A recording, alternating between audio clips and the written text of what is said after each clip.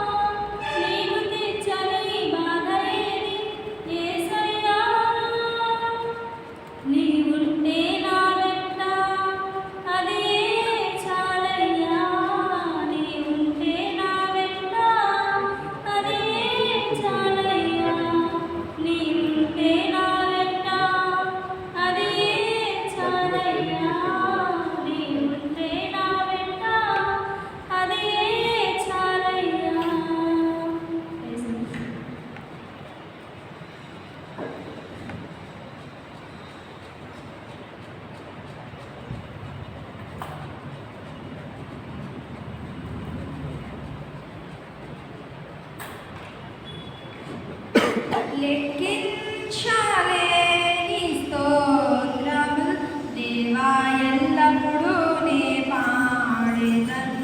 లెక్కించలేని స్తోత్రములు దేవా ఎల్లప్పుడూ నే పాడెదను. ఇంతవరకు నా బ్రతుకులో నీవు చేసిన మేలకై, ఇంతవరకు నా బ్రతుకులో నీవు చేసిన మేలకై లెక్కించలేని స్తోత్రములు దేవా ఎల్లప్పుడూ నే పాడెదను. ఆకాశమా ఆకాశము దాని కిందున్న ఆకాశము, ఆకాశమా ఆకాశము దాని కిందున్న ఆకాశము, భూమిలో కనబడునవన్నీ ప్రభువా నిన్నే కీర్తించును. భూమిలో కనబడునవన్నీ ప్రభువా నిన్నే కీర్తించును. లెక్కించలేని స్తోత్రములు దేవా ఎల్లప్పుడూ నే పాడెదను. లెక్కించలేని స్తోత్రములు దేవా ఎల్లప్పుడూ నే పాడెదను. అడవిలో నివసించునవన్నీ సుడిగాలి మంచును, అడవిలో నివసించునవన్నీ సుడిగాలి మంచును, భూమిలో కనబడునవన్నీ దేవా నిన్నే పొగడును. భూమిలో కనబడునవన్నీ దేవా నిన్నే పొగడును. లెక్కించలేని స్తోత్రములు దేవా ఎల్లప్పుడూ నే పాడెదను. లెక్కించలేని స్తోత్రములు దేవా ఎల్లప్పుడూ నే పాడెదను.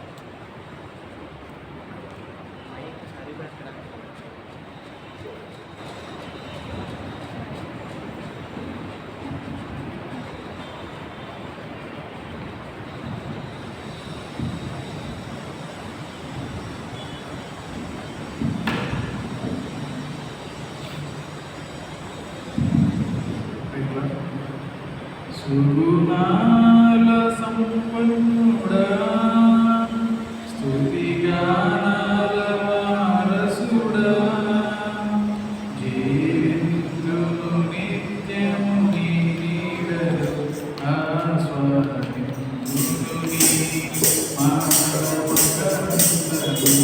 సుగుణాల సంపన్నుడా, యేసయ్య నీతో జీవించగానే నా బ్రతుకు బ్రతుకుగా మారేనులే.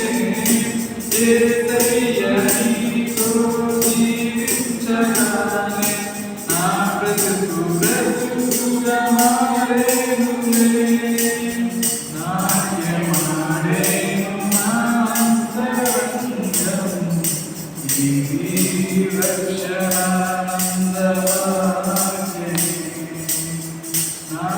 నాట్యమాడేను నా అంతరంగం నీ రక్షణానందవాక్యమే.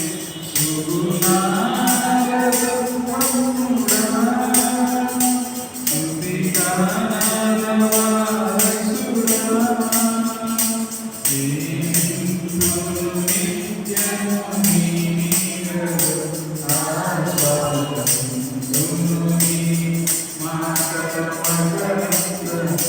సుగుణాల సంపన్నుడా, యేసయ్య నిన్ను వెన్నట్టగానే ఆజ్ఞల మార్గము కనిపించనే. యేసయ్య నిన్ను వెన్నట్టగానే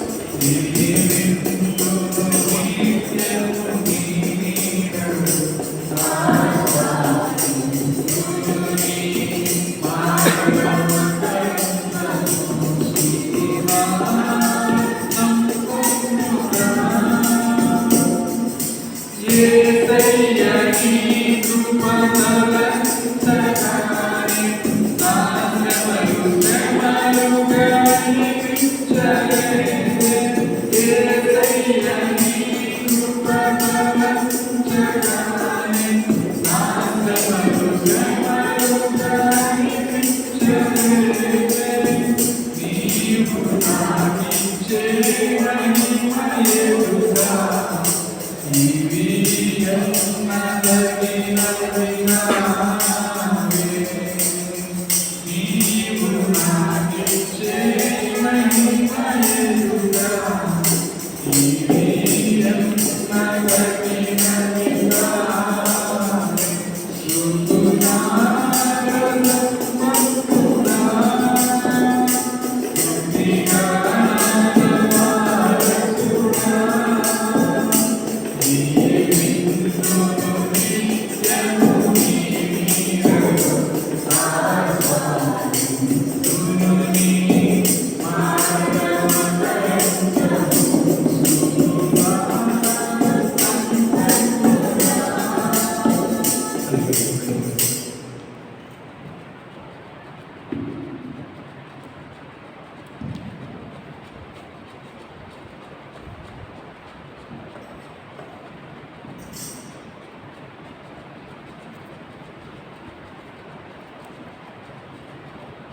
క్రీస్తునందు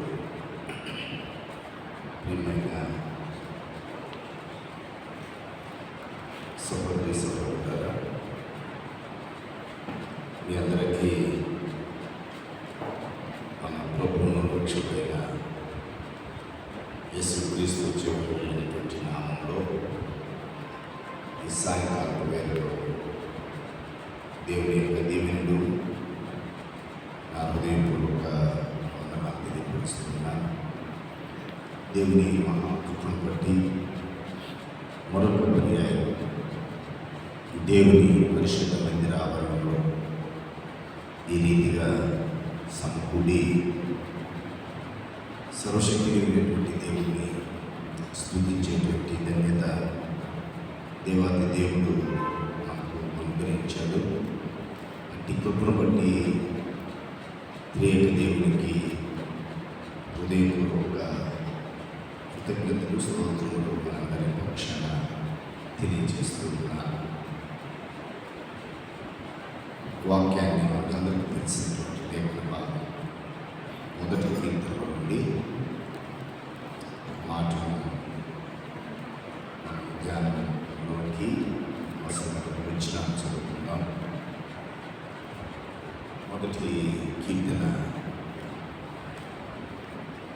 పరిశుద్ధ గ్రంథంలో నుండి మొదటి కీర్తన 2వ చరణాన్ని నేను చదువుతున్నాను. చూడండి, మొదటి కీర్తన 2వ చరణం.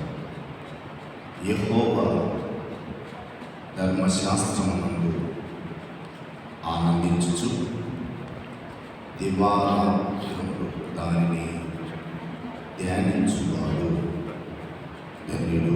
దేవుడు పరిశుద్ధ వాక్యం మన వెనుకల్లో దీవించుకున్నాక చిన్న ప్రార్థన చేసుకుందాం. ప్రేమ కలిగిన తండ్రి, కృపగలిగిన దేవునికి వందనాలు. సమయంలో 10 నిమిషాలు మీ మాట్లాడమని ధ్యానిస్తుండగా మా హృదయ ధ్యానము మీ దృష్టికి అంగీకారంగా చేసి ఈ పరిశుద్ధ మాటలను అర్థం చేసుకోవడానికి మాకు మీరే బోధించమని వచ్చిన ప్రియా సహోదరులను సహోదరులను మీరు దీవించి ఆశీర్వదించమని అల్పునైనటువంటి నన్ను మాతో మాట్లాడమని యేసునామములో ప్రార్థిస్తున్నాను తండ్రి, ఆమేన్. స్థలంలో మన సెక్రటరీ గారు ఆహ్వానిస్తున్నాం. మంచిది పిల్లల కొన్ని మాటలను క్లుప్తంగానే మనం ధ్యానం చేద్దాం. అనుదినము ఈ దినాన మీరు తిమోతి పత్రికలో ఆ బైబిల్ క్విజ్లో మీరు పాల్గొంటున్నారు కాబట్టి ప్రభువుని స్తుతిస్తూ 4 విషయాలు మీకు తెలిసి ఉండొచ్చు, కానీ మరొకసారి జ్ఞాపకం చేయటానికి నేను ఇష్టపడుతున్నాను. ఏమిటి అంటే బైబిల్ ఎలా చదవాలి, బైబిల్ ఎలా చదవాలి అనేటువంటి విషయాన్ని మరోసారి నేను జ్ఞాపకం చేసి తదుపరి మనం బైబిల్ విశ్రాంతికి వెళ్దాం. మొట్టమొదటిగా మనం చదువుకున్న లేఖన భాగం, దివారాత్రములు దానిని ధ్యానించువాడు ధన్యుడు. అంటే అనుదినం ఒక వ్యక్తి ఒక ఉద్యోగాన్ని పొందుకోవాలి అని అంటే ఉద్యోగం వచ్చిన దాకా చదివితే చాలు. ఆ తదుపరి ఆ చదివినటువంటి విద్య అతనికి అవసరం లేదు. కానీ బైబిల్ చదివిపోయిన దాకా చదవాలి. చదువు అందరితో అయిపోయింది, ఉద్యోగంలో జాయిన్ అయ్యాడా, ఆ జాయిన్ అయినటువంటి వెంటనే ఇక అతను కష్టపడి చదవాల్సినటువంటి పని లేదు. కాబట్టి కానీ బైబిల్ మాత్రము ప్రతిరోజు మన జీవం మనలో ఉన్నంత కాలం, మన జీవం మనలో ఉన్నంత కాలం దానిని పఠిస్తూనే ఉండాలి. ఎందుకునంటే దేవుడే చెప్పాడు. ఏమనంటే ద్వితీయోపదేశకాండము 17వ అధ్యాయం, ద్వితీయోపదేశకాండము 17వ అధ్యాయంలో అక్కడ 19 నుంచి 22 వచనాలు ఒకటిగానే కనపడతాయి. కానీ 22 వచనం నేను చదువుతున్నాను. ఈ ధర్మశాస్త్రము విడిచిపెట్టి కుడికి కానీ ఎడమకు కానీ తాను త్వరగా ఉండినట్లు తన దేవుడైన యెహోవాకు భయపడి ఈ ధర్మశాస్త్ర వాక్యములన్నిటినీ ఈ కట్టడలను అనుసరించి నడవ నేర్చుకోవటంలో అతడు తాను బ్రతుకు దీన్నమన్నిటిను ఆ గ్రంథము చదువుచుండవలెను. ఇప్పుడు దాకా బ్రతికునంటే చచ్చిందా?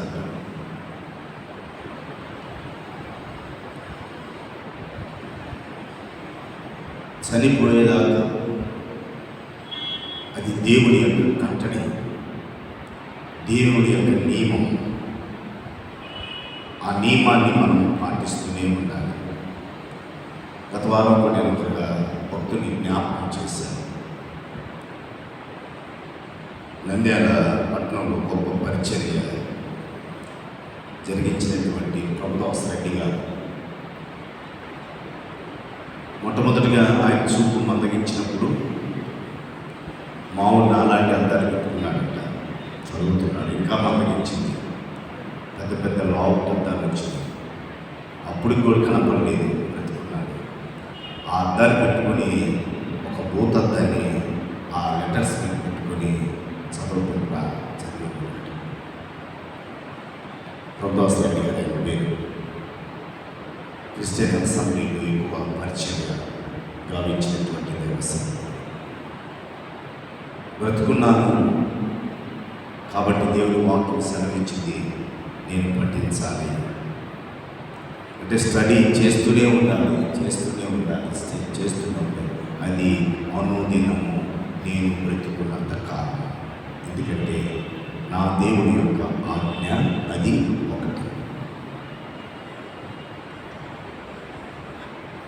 అది ఎప్పుడైతే ధ్యానిస్తూ ఉంటామో, ఈ మొదటి కీర్తనలో 2వ చరణంలో మనం చూసిన రీతిగా వారు ధన్యులు, లెసన్ పీపుల్ అనేటువంటి మాట మనం చూస్తాం. ఆశీర్వదింపబడిన వారు,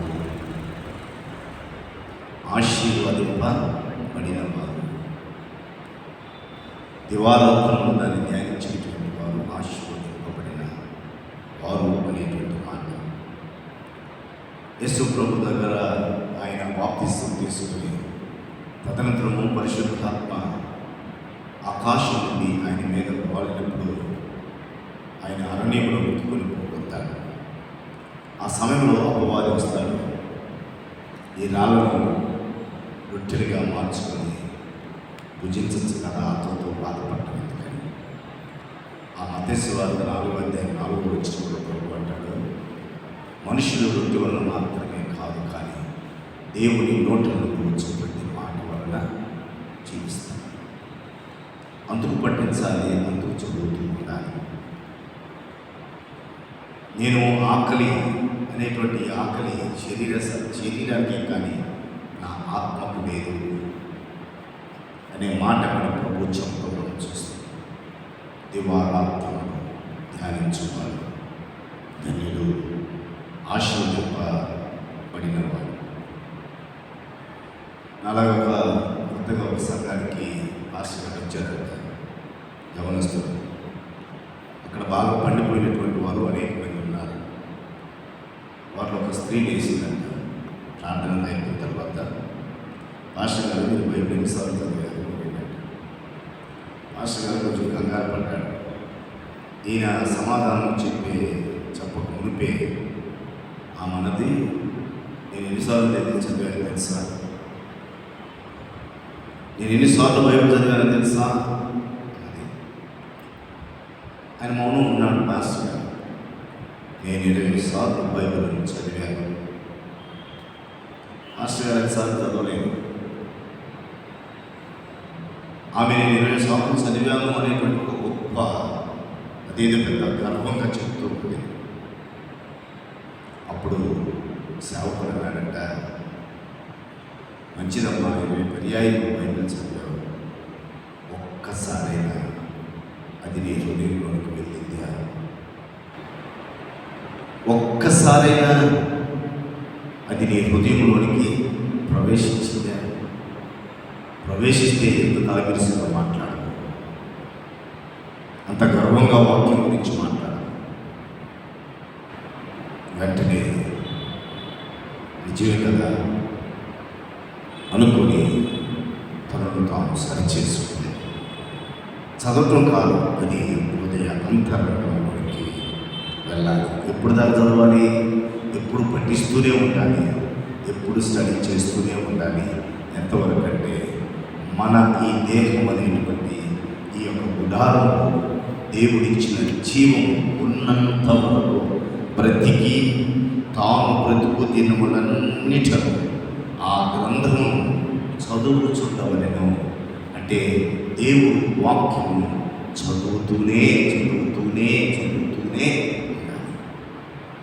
చదివేశాను అనేటువంటి లేదు, చదువుతూనే ఉన్నాను అనేటువంటి మాట పలకాలి. కానీ నేను చదివేశాను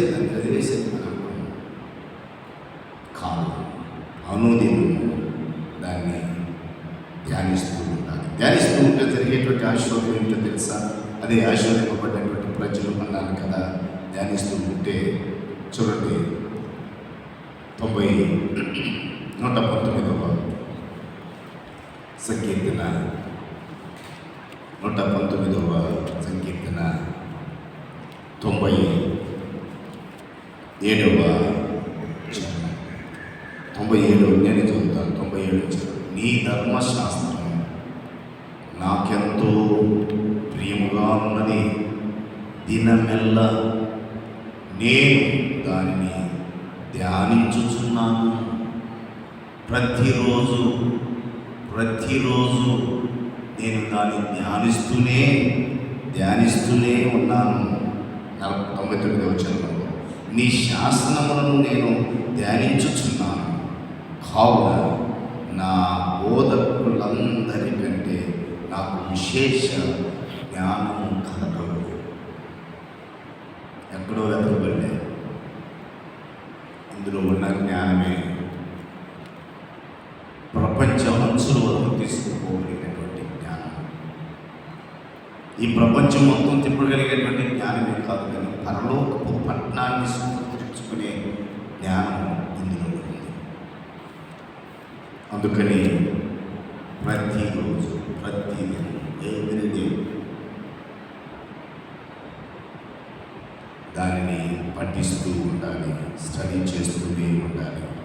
దానివల్ల మనం ఆశీర్వదింపబడతాం, దానివల్ల మనం జ్ఞానవంతులుగా తీర్చబడతాం. రెండో విషయం ఏంటంటే చూడండి, యోహాను రాసిన యోహాను సువార్త 5వ అధ్యాయం. యోహాను సువార్త 5వ అధ్యాయం 39వ వచనం. లేఖనముల యందు మీకు నిత్య జీవము కలదని తలంచుచు వాటిని పరిశోధించుచున్నారు. అంటే ఏముంది? పరిశోధించుడి, అవే నన్ను గురించి సాక్షించుచున్నవి. అసలు క్రీస్తు ఎవరు? క్రీస్తు రావడానికి గల ఉద్దేశం ఏమిటి? అసలు దేవుడి యొక్క ఆలోచన ఏమిటి? పరిశుద్ధాత్ముల యొక్క పని ఏమిటి? వాళ్ళు ఎందుకు ఉత్తరితమైనటువంటి దేవుడు మా కొరకు ఇంత ప్రయాసపడుతున్నారు అనేది తెలుసుకోవాలంటే చదువు తెలిస్తే పనికిరాదు. వాళ్ళని పట్టించడం వరకు ఉంటే కాదు. దాన్ని ఏం చేయాలంటే పరిశీలించాలి.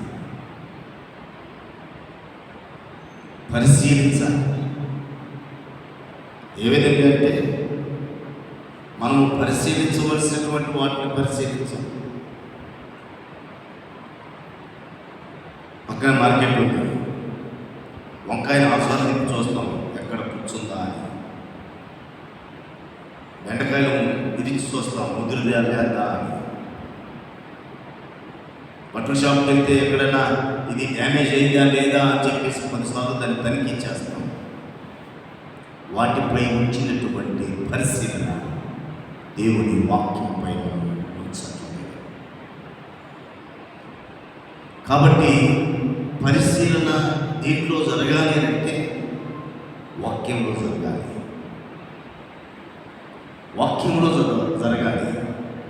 ఒక సంఘం ఉంది, పరిశుద్ధ గ్రంథంలో బెరయా అనేటువంటి సంఘం.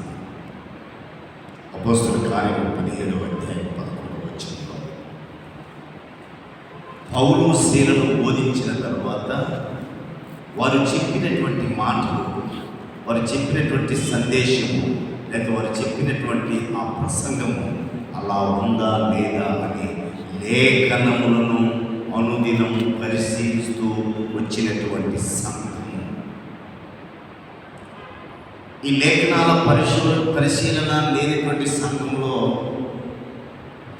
ఏ చెత్తైనా చెప్పచ్చు, ఏ మాట అయినా చెప్పచ్చు, ఎలా అయినా చెప్పచ్చు, ఏ విధంగా అయినా చెప్పుకొని కాలాన్ని గడిపించచ్చు. ఎప్పుడైతే పరిశీలించేటువంటి సంఘము ఉంటుందో అప్పుడు సేవకులు కావచ్చు, ఎవరు కావచ్చు, ఏ వ్యక్తి అయినా కావచ్చు, ఇష్టం వచ్చినట్టు చెప్పడానికి వీలు లేదు. ఆ పరిజ్ఞానం మనలో లేకపోతే ఎవరు ఏది చెప్పినా దానిని గుడ్డిగా అంగీకరించవలసిందే.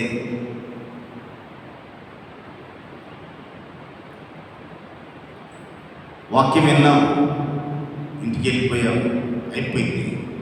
రేపటికి లేకపోతే సాయంకాలం ఇప్పటికే గుర్తుండిపోవచ్చు. అది కాదు. నిజమా అబద్ధమా? ఎక్కడ అబద్ధం పలకబడింది, ఎక్కడ నిజం చెప్పబడింది, అందులో వాస్తవం ఎంత, అవాస్తవం ఎంత, అందులో ఊహా చిత్రం ఎంత అనేటువంటిది పరిశీలించగలిగితే అప్పుడు ఎటుపడితే ఆ బోధకు పరిగెత్తాల్సినటువంటి పని లేదు. ఒక స్థిరత్వం వస్తుంది. కాబట్టి మొట్టమొదటిగా బైబిల్ని చదివేటప్పుడు మనము పఠించి అంతవరకే ఉండటం కాదు, కానీ దానిని పరిశీలించాలి. దానిని ఆసక్తితో చూడండి. ఆ మాట అపోస్తలుల కార్యముల గ్రంథం 17వ అధ్యాయం 11వ వచనం. వీరు తెస్సలోనికలో ఉన్న వారి కంటే గనులై ఉండిరి కనుక ఆసక్తితో వాక్యమును అంగీకరించి పౌలును సేనయును చెప్పిన సంగతులు అలాగున్నవో లేవో అని ప్రతిదినము ప్రతిరోజు లేఖనములను పరిశోధించుచు వచ్చిరి. అది లేనప్పుడు ఏ బోధకైనా కూడా మనం ఆకర్షితం అవుతాం. మరి ఎందుకు పరిశీలించారో తెలుసా? వీరు చెప్పిన దాంట్లో వాస్తవం ఎంత, అవాస్తవం ఎంత, వీరు చెప్పినటువంటి మాటలు నమ్మదగినవే కావా? క్రీస్తుని గురించి మొట్టమొదటిగా ప్రచారం జరుగుతుంది. ఆ క్రీస్తుని గురించినటువంటి సందేశం చెప్పబడినటువంటి ప్రవక్తలు ఏదైనా చెప్పారా లేదా అనేటువంటి పరిశీలన. ప్రియులారా, అందుకే స్టడీ చేయటమే కాదు, కానీ దాన్ని సెర్చ్ చేయాల్సినటువంటి బాధ్యత కూడా క్రైస్తవ సహోదరికి సహోదరులకి అది ఎంతో ప్రాముఖ్యమైంది. మూడవ విషయం పౌలు రాసినటువంటి పత్రికలో కొలస్సీ పత్రిక, అపోస్తలుడైనటువంటి పౌలు కొలస్సీలకు రాసినటువంటి పత్రిక ఒకసారి మనం గమనిస్తే చూడండి, 3వ అధ్యాయం 16వ వచనాన్ని చదువుతున్నాను, గమనించండి. సంగీతములతోనూ కీర్తనలతోనూ ఆత్మ సంబంధమైన పద్యములతోనూ ఒకరికొకడు బోధించుచు బుద్ధి చెప్పుచు కృపా సహితముగా మీ హృదయములో దేవుని గూర్చి గానము చేయొచ్చు సమస్త విధములైన జ్ఞానముతో క్రీస్తు వాక్యము, ఎవరి వాక్యము? క్రీస్తు వాక్యము మీలో అంటే మనలో ఎలా ఉండాలంట? సమృద్ధిగా నివసింపనీయుడి. స్టోర్ చేసి పెట్టుకోవాలి. స్టడీ చేయటమే కాదు, లేదా స్టడీగా కాదు, లేకపోతే సెర్చ్ చేయటమే కాదు. ఆ స్టడీ చేసిన దాన్ని, ఆ యొక్క సెర్చ్ చేసినటువంటి దాన్ని ఏం చేయాలి? స్టోర్ చేయాలి, నిల్వ ఉంచాలి. ఇంట్లో ఏ సరుకు నిండుకుందో ఆ నిండుకున్న దాన్ని వెంటనే ఫుల్ఫిల్ చేయడానికి, దాన్ని నింపడానికి ప్రయత్నం చేస్తాం. కానీ ఒంటిలో వాక్యాన్ని ఫిల్ చేయడానికి మాత్రము దాన్ని మనము ఆశించాము. ఎప్పుడు దేవుని వాక్యము ఎక్కడ ఉండాలంటే నిల్వ మీలో, అంటే మనలో సమృద్ధిగా నిల్వ ఉంచండి. అంటే ప్రియమైనటువంటి దేవుని బిడ్డలారా, పరిగ్రహించుట,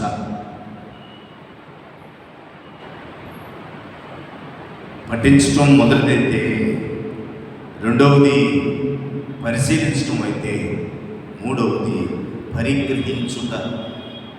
మొదటిది స్టడీ చేయటం అయితే, రెండవది సెర్చ్ చేయటం అయితే, మూడవది ఏమిటి అంటే ప్రియమైనటువంటి దేవుని బిడ్డలారా, స్టోర్ చేయటం అనేది ప్రాముఖ్యం. ఎందుకు తెలుసా? ఎందుకు స్టోర్ చేయాలి తెలుసా? రండి, మళ్ళా 119వ సంకీర్తనలోనికి రండి. 119వ సంకీర్తనలోనికి మనం వస్తే అనుదినం ఆ మాటను మనము జ్ఞాపకం చేసుకుంటూనే ఉంటాం. 119వ సంకీర్తన ఆ మాటను మనం మరొకసారి జ్ఞాపకం. 11వ వచనంలో, నీ ఎదుట పాపము చేయకున్నట్లు నా హృదయంలో నీ వాక్యము ఉంచుకొని ఉన్నాను. అది కాలేలో పాపము ప్రవేశిస్తుంది, నిల్వలేదు. ఖాళీ అయినటువంటి స్థలంలో ఈ లోక సంబంధమైనది వచ్చి నిల్వవుతుంది. ఆ లోక సంబంధమైనది నిల్వను తీసుకోవటానికి ఎన్నో ప్రయాసం పడాలి. కాబట్టి ఎప్పుడు వేరేది వచ్చి అక్కడ పెట్టడానికి అవకాశం లేనంతగా నిండిపోయింది.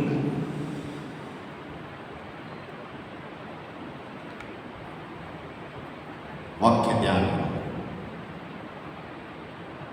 అప్పుడు పాపం మనలోనికి ప్రవేశించడానికి అవకాశమే లేదు. మనం ఏం స్టోర్ చేస్తామంటే, ఏం నిల్వ చేస్తామంటే, ఎక్కువగా బ్యాంక్ బ్యాలెన్స్ తగ్గుతుందంటే అమ్మమ్మ తగ్గిపోతుంది. లేదా దాంట్లో ఒక లాకర్ తీసుకుంటాం. కొన్న భూములు, ఆస్తులు, అంతస్తులు ఎక్కడెక్కడ ఉన్నాయో అవన్నీ ఆ తీసుకున్న లాకర్ నిండిపోయేంత వరకు నిల్వ చేస్తాం. కానీ వీళ్ళు వదిలిపెట్టాల్సిందే. మనకందరికీ తెలుసు కదా, అలెగ్జాండర్ యొక్క జీవితం మహా అలెగ్జాండర్, గ్రేట్ అలెగ్జాండర్ అని పిలుస్తారు ఆయన. అంతా కూడా సంపాదించి ఏదో చేయాలనుకున్నాడు. చచ్చిపోయిన తర్వాత ఆయన జ్వరంతో ఒక దోమ కుడితే దాని సైజ్ ఎంత, ఒక దోమ కుడితే ఆ దోమ కుట్టినటువంటి జ్వరం వల్ల చనిపోయాడు. చనిపోయే ముందు ఆయన చెప్పినటువంటి మాట చేతిలో ఒకటే కదా బయట పెట్టమంది. చాలా విషయాలు చెప్పాడు. ఏమంటే, నా చేతిలోనే మాటగా మాత్రమే కాదు, కానీ నన్ను తీసుకుని పోయేటప్పుడు మీరేం చేయాలంటే నా పెట్టి ముందు డబ్బులు చల్లాలి. రెండోది ఏంటంటే, నాకు ఎవరైతే వైద్యం అందించారో వాళ్ళు మాత్రమే నా పెట్టి మొయ్యాలి. నా వైద్యులే నా పెట్టి మొయ్యాలి. నా ధనాగారంలో ఉన్నటువంటి ధనమే చల్లాలి. నా చేతులు బయట పెట్టాలి. ఏమి ఆ సందేశం ఇస్తున్నాడంటే, ఏదో ఆరాటపడ్డాను, అన్నీ తీసుకొని పోతారని ఖాళీ చేతులతో వెళ్తున్నాను. చల్లటం దేనికంటే ఇక్కడే వదిలేసి నేను తింటలేదు, ఎవరో తినేస్తారు సంపాదించింది, అది నేను తింటం లేదు. అయ్యా డాక్టర్లు ఎందుకంటే వారు ఎంత ప్రయత్నం చేశారు, వారు నన్ను బ్రతికించలేకపోయారు.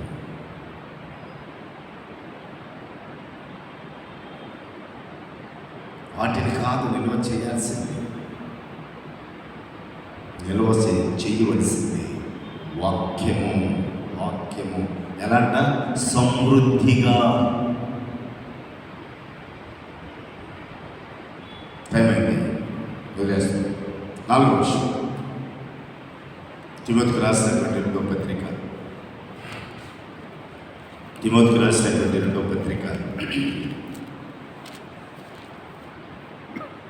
అధ్యాయం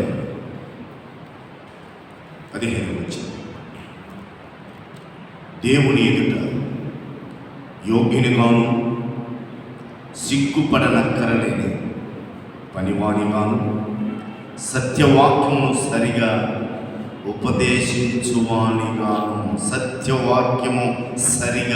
ఉపదేశించువానిగాను నిన్ను నీవే దేవునికి కనపరుచుటకు జాగ్రత్త పడుము. పఠించింది, పరిశోధించింది, పరిగ్రహించింది ఏం చేయటానికి తెలుసా? పంచటానికి.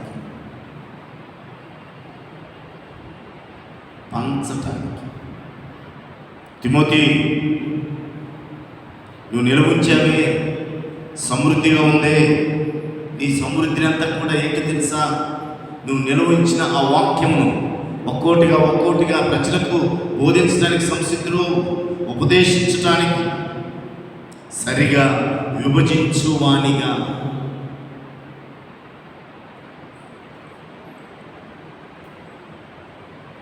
షేర్ చేయి. పాపకూపంలో ఉన్నటువంటి వారికి పంచు.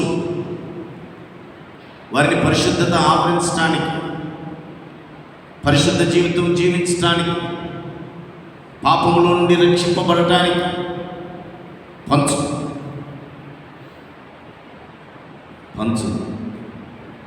ప్రవహింపచేయి. లేకపోతే నిలవ ఉంటే పాసి పెట్టిపోతాయి, పురుగులు పడతాయి. నింపుతూ ఉండు, పంచుతూ ఉండు. వేరే నుంచి చేరే లోపల నింపుతూ ఉండు, పంచుతూ ఉండు. పురుగులు పట్టవు, చెదులు పట్టవు. కొత్తదాన్ని తీసుకో, పాతదాన్ని ఉన్నటువంటి నిల్వలు తీసి ప్రజలకు పంచు. ఇస్రాయల్ సమాజానికి ఒక పేరుంది, కేరింగ్ కమ్యూనిటీ, షేరింగ్ కమ్యూనిటీ. బాధ వచ్చినా, కష్టం వచ్చినా, శ్రమ వచ్చినా, దుఃఖం వచ్చినా, సంతోషం వచ్చినా అన్నీ కలిసి వారు సమిష్టిగా పంచుకునేటువంటి తత్వం అని. కాబట్టి దేవుని వాక్యము అలా చదవాలి. చదివినప్పుడు మనమే కాదు, 119వ కీర్తనలో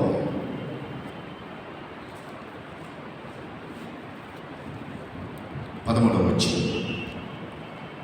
నీ నోట నీవు సెలవిచ్చిన న్యాయ విధులన్నిటినీ నా పెదవులతో వివరించుదును, నా పెదవులతో వివరించాలి, విషయాన్ని అవి తెలియపరచాలి. ఎప్పుడైతే వాక్యం ఇతరులకు పంచుతామో వాడి పరిస్థితి వాడు గ్రహించగలుగుతాడు. గ్రహించినప్పుడు వారు చెప్పేటువంటి మాట కూడా ఏంటో తెలుసా? ఆ మాటే చెప్తాడు. ఏ మాట చెప్తాడంటే, చూడండి క్రీస్తునందు ప్రియ దేవుని బిడ్డారా, ఆ మాట మనం గమనిస్తే మనము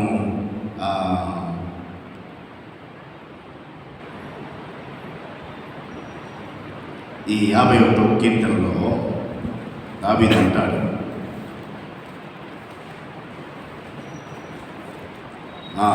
15వ వచనం, ప్రభువా నా నోరు నీ స్తుతిని ఏం చేయనంట ప్రచురపరుచున్నట్టు నా పెదవులు తెరువుము.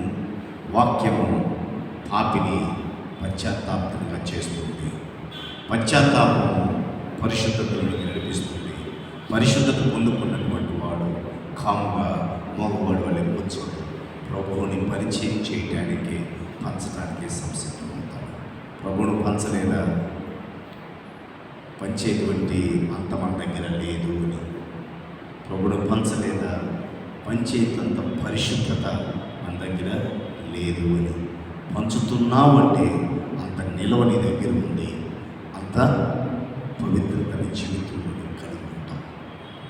సాయంకాలం అలా మీరు ధ్యానం చేసి మీరు తిమోతి వలె అనేక యవనస్తులు మీ పరిచయం, మీ సోదరులు, మీ సహోదరులు, మీ ఫ్రెండ్స్ పంచుతూ ఉన్నప్పుడు వారు ప్రభువు వైపుకి నడిపించబడతారు. నా కుమారుడు నేను చెప్పట్లేదు, కానీ నా కుమారుడు తనతో ఉన్న ఒక అన్యుణ్ణి క్రీస్తును గురించినటువంటి సందేశం తన రూమ్మేట్కి అనుదినం చెబుతూ అతన్ని ప్రభువులోనికి నడిపించాడు. ఎలాంటి అన్యులంటే దేవాలయంలో పూజ చేసేటువంటి ఒక అన్య సహోదరుడు పేరు గణేష్. ప్రభువును నమ్ముకున్నాడు, బాప్తిసం తీసుకున్నాడు. ఈరోజు వాళ్ళ ఇంట్లో వాళ్ళ అమ్మ నాన్న చనిపోయాడు, వాళ్ళ అమ్మకి వాళ్ళ అక్కకి సువార్త ప్రకటిస్తుంది. పంచాలి, ప్రభువును పంచాలి, ఆత్మను సంపాదించాలి. అది యవనుడైన తిమోతికి చెబుతున్నటువంటి మాట. నా ప్రియ సహోదరి సహోదరులు, మీ జీవితకాలంలో మన జీవితకాలంలో ఒక్కరిని చాలు, ఒక్క లెక్క చెప్తే చాలు. రూపాయికి లెక్క ఈజీగా చెప్పగలమా? ఒక 10 వందలకి లెక్క ఈజీగా చెప్పగలమా? రూపాయికి ఈజీగా ఉంటుంది. 1000 రూపాయలకి చెప్పాలంటే ఎక్కడ రాసాము, ఎక్కడ పెట్టాము ఖచ్చితంగా ఒక్కోసారి మనం తెలియకపోవచ్చు. ఎందుకంటే పడగతాడు ఆయన. కాబట్టి మన జీవిత లక్ష్యంలో ఒకటే పెట్టుకోవాలి. ఒక్కడు పెట్టుకున్నప్పుడు దేవుని యొక్క సత్య సువార్త లోకమంతా ప్రభుత్వం, అందరూ రక్షింపబడతారు. యవనులు దేవుని యొక్క శక్తిగా మార్చబడతారు. అట్టి కృప పరిశుద్ధాత్మదేవుడు ఈ సాయంకాల వేళలో అనుగ్రహించుగాక. లేచిన చిన్న ప్రార్థన, ప్రభు నేను ప్రార్థన ఆశీర్వాదంతో సెలవుస్తుంది. ఈ సాయంకాల వేళలో మనతో మాట్లాడినటువంటి మాటకై కృతజ్ఞతలు స్తోత్రాలు చెల్లిస్తూ అలాగే వాక్యం మేము ధ్యానం చేస్తాం. అనేకులకు వివరించేటువంటి మహాకృపను మాకు చేరు యేసునామములో ప్రార్థిస్తున్నాము తండ్రి. ఆమేన్. పరలోకమందున్న మా తండ్రి, నీ నామం పరిశుద్ధపరచబడని, నీ రాజ్యం మాకు వచ్చును, నీ చిత్తం పరలోకమందు నెరవేర్చబడును. భూమి మీద నెరవేరును. కావలసిన ఆహారం మా మనసులను క్షమించిన ప్రకారం మమ్మల్ని శోధనలోకి తప్పించు. ఎందుకంటే రాజ్యము, బలము, మహిమ నిరంతరం నీవై ఉన్నావు తండ్రి. ఆమేన్. పరమతండ్రి దేవుని యొక్క ప్రేమ, కుమారుని రక్షకుడు యేసుక్రీస్తు కృప, పరిశుద్ధాత్మ దేవుని యొక్క అన్యోన్య సహవాసం, సన్నిధి కాపుదల నిత్యము మనకు తోడై నడిపించును గాక. ఆమేన్. ఆమేన్. ఆశీర్వాదం మా మీద వర్షింపజేయుమీశా, ఆశతో నమ్మియున్నాము నీ సత్య వాగ్దానము. ఈ మాటి మీద కృమారించుము దేవా, క్రమర ప్రేమ వర్షము కృమారించుము దేవా.